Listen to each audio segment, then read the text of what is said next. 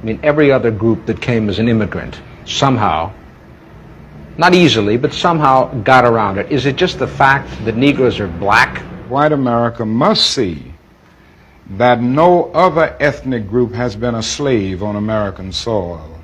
That is one thing that other immigrant groups haven't had to face.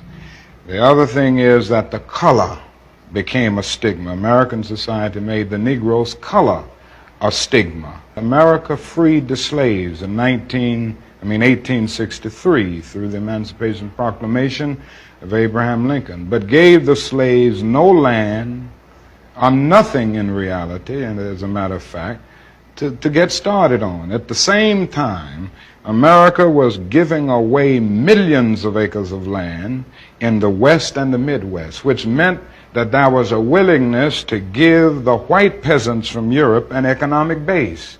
And yet it refused to give its black peasants from Africa, who came here involuntarily in chains and had worked free for 244 years, any kind of economic base. And so emancipation for the Negro was really freedom to hunger. It was freedom to the winds and rains of heaven. It was freedom without food to eat or land to cultivate, and therefore it was freedom and famine at the same time.